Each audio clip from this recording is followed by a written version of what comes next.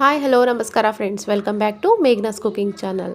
ಇವತ್ತಿನ ರೆಸಿಪಿ ಇನ್ಸ್ಟೆಂಟಾಗಿ ಶೇಂಗಾ ಹಾಗೂ ಕರಿಬೇವನ್ನ ಯೂಸ್ ಮಾಡಿಕೊಂಡು ಈ ರೈಸ್ನ ಹೇಗೆ ಮಾಡೋದು ಅಂತ ತೋರಿಸ್ತೀನಿ. ಯಾರೆಲ್ಲ ನಮ್ಮ ಚಾನಲ್ನ ಮೊದಲೇ ಬಾರಿ ನೋಡ್ತಾ ಇದ್ದೀರೋ ಅವರು ಸಬ್ಸ್ಕ್ರೈಬ್ ಮಾಡ್ಕೊಳ್ಳಿ, ಹಾಗೆ ಪಕ್ಕದಲ್ಲಿರೋ ಬೆಲ್ ಐಕನ್ನ ಪ್ರೆಸ್ ಮಾಡಿ. ಹಾಗಿದ್ರೆ ತಡ ಯಾಕೆ, ಈ ರೆಸಿಪಿ ಹೇಗೆ ಮಾಡೋದು ಅಂತ ಹೇಳ್ಕೊಡ್ತೀನಿ ಬನ್ನಿ. ಮೊದಲಿಗೆ ಒಂದು ಪ್ಯಾನ್ ತೊಗೋತಾ ಇದ್ದೀನಿ. ಪ್ಯಾನ್ನ ಬಿಸಿಗಿಟ್ಟು 1 ಟೇಬಲ್ ಸ್ಪೂನಷ್ಟು ಆಯಿಲ್ನ ಹಾಕ್ತಾಯಿದ್ದೀನಿ.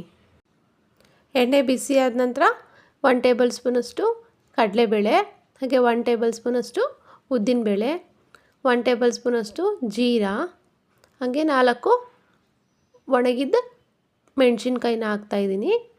1 ಟೇಬಲ್ ಸ್ಪೂನಷ್ಟು ಶೇಂಗಾನ ಹಾಕ್ಕೊಂಡು ಇದು ಲೈಟಾಗಿ ಬ್ರೌನ್ ಕಲರ್ ಬರಬೇಕು, ಅಲ್ಲಿ ತನಕ ಚೆನ್ನಾಗಿ ಫ್ರೈ ಮಾಡ್ಕೋಬೇಕು. ಈ ರೀತಿ ಫ್ರೈ ಮಾಡಿಕೊಂಡ್ರೆ ಘಮ ಚೆನ್ನಾಗಿರುತ್ತೆ. ಇದಕ್ಕಿವಾಗ ಅರ್ಧ ನಿಂಬೆಹಣ್ಣಿನ ಸೈಜಷ್ಟು ಹುಣಸೆ ಹಣ್ಣನ್ನು ಯೂಸ್ ಮಾಡ್ತಾಯಿದ್ದೀನಿ. ಹಾಗೆ 1 ಹಿಡಿಯಷ್ಟು ಕರಿಬೇವನ್ನ ಹಾಕ್ಕೊಳ್ಳಿ. ಕರಿಬೇವು ಎಷ್ಟು ಹಾಕ್ತಿರೋ ಅಷ್ಟು ಚೆನ್ನಾಗಿ ಬರುತ್ತೆ. ಜಾಸ್ತಿ ಇದ್ದರೆ ಇನ್ನು ಜಾಸ್ತಿನೇ ಹಾಕ್ಕೊಳ್ಳಿ. ಇದು ಫುಲ್ ಗರಿ ಗರಿ ಆಗಬೇಕು, ಅಲ್ಲಿ ತನಕ ಚೆನ್ನಾಗಿ ಫ್ರೈ ಮಾಡ್ಕೋಬೇಕು. ಇದಕ್ಕೆ ಒಂದು ಸ್ವಲ್ಪ ಬೆಳ್ಳುಳ್ಳಿನ ಹಾಕ್ತಾಯಿದ್ದೀನಿ. ಇದು ಆಪ್ಷನಲ್ಲು, ನಿಮಗೆ ಬೇಕಿದ್ರೆ ಮಾತ್ರ ಹಾಕ್ಕೊಳ್ಳಿ. ಇದು ಹಾಕಿದರೆ ಟೇಸ್ಟ್ ಚೆನ್ನಾಗಿರುತ್ತೆ ಅಂತ ನಾನು ಸ್ವಲ್ಪ ಮಿಕ್ಸ್ ಮಾಡ್ತಾಯಿದ್ದೀನಿ. ಇದೆಲ್ಲ ಫ್ರೈ ಮಾಡ್ಕೊಂಡ ನಂತರ ಒಂದು 5 ನಿಮಿಷ ಆರ್ಲಿಕ್ಕೆ ಬಿಡಬೇಕು. ಆರಿದ ನಂತರ ಮಿಕ್ಸಿ ಜಾರ್ಗೆ ಎಲ್ಲ ಟ್ರಾನ್ಸ್ಫರ್ ಮಾಡಿಕೊಂಡು ರುಚಿಗೆ ತಕ್ಕಷ್ಟು ಉಪ್ಪು ಹಾಕ್ಕೊಂಡು ಈ ರೀತಿ ತರಿಯಾಗಿ ರುಬ್ತಾ ಇದ್ದೀನಿ. ತೀರಾ ಫೈನ್ ಪೌಡ್ರ್ ಮಾಡ್ಕೋಬೇಡಿ, ನೀರನ್ನ ಯಾವುದೇ ಕಾರಣಕ್ಕೂ ಯೂಸ್ ಮಾಡಬೇಡಿ. ಮತ್ತು ಅದೇ ಪ್ಯಾನನ್ನು ಬಿಸಿಗಿಟ್ಕೊಂಡು 3 ಟೇಬಲ್ ಸ್ಪೂನಷ್ಟು ಅಡುಗೆ ಎಣ್ಣೆನ ಹಾಕ್ತಾಯಿದ್ದೀನಿ. ಇದು ಬಿಸಿ ಆದ ನಂತರ ಸ್ವಲ್ಪ ಸಾಸಿವೆ ಹಾಗೆ ಸ್ವಲ್ಪ ಜೀರಿಗೆ ಹಾಕಿ ಅದು ಸಿಡಿಯೋ ತನಕ ಫ್ರೈ ಮಾಡ್ತಾಯಿದ್ದೀನಿ. ಈ ಪೌಡ್ರನ್ನ ಮಿಕ್ಸ್ ಮಾಡ್ಕೊಂಡು ಇಟ್ಕೊಂಡ್ರೆ ಈ ಕೆಲ್ಸಕ್ಕೆ ಹೋಗೋರಿಗೆ ಹಾಗೆ ಬ್ಯಾಚುಲರ್ಸ್ಗೆ ಅವ್ರ ಅಮ್ಮಂದಿರು ಮಾಡಿಕೊಟ್ರೆ ಲೈಟಾಗಿ ಒಗ್ಗರಣೆ ಹಾಕ್ಕೊಂಡು ರೈಸ್ಗೆ ಕಲಿಸ್ಕೊಂಡ್ರೆ ತುಂಬಾ ಚೆನ್ನಾಗಿರುತ್ತೆ. ಈ ಕರಿಬೇವು ಹಾಗೆ ಶೇಂಗಾನು ತುಂಬಾ ಹಾಕೋ ಈ ರೈಸ್ನ ಮಾಡೋದ್ರಿಂದ ಟೇಸ್ಟು ತುಂಬ ಚೆನ್ನಾಗಿ ಬರುತ್ತೆ.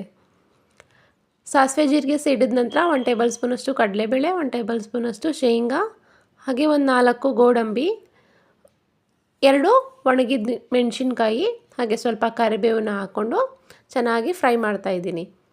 ಇದು ಚೆನ್ನಾಗಿ ಫ್ರೈ ಆದ ನಂತರ ಅರ್ಧ ಟೇಬಲ್ ಸ್ಪೂನಷ್ಟು ಅರಿಶಿನ ಪುಡಿ ಹಾಕ್ತಾಯಿದ್ದೀನಿ.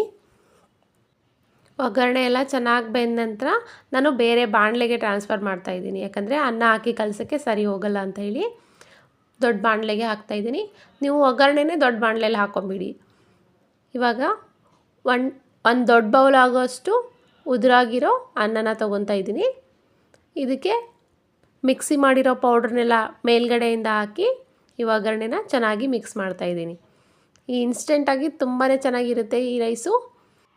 ಬ್ಯಾಚುಲರ್ಸಿಗೆ, ಕೆಲಸಕ್ಕೆ ಹೋಗೋರಿಗೆ, ಹಾಗೆ ಮಕ್ಕಳ ಲಂಚ್ ಬಾಕ್ಸಿಗೆ ಮಾಡಿಸಿದ ರೆಸಿಪಿ ಅಂತಲೇ ಹೇಳ್ಬೋದು.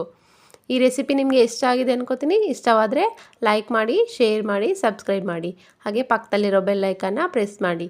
Keep watching. Thanks for watching. ಧನ್ಯವಾದಗಳು.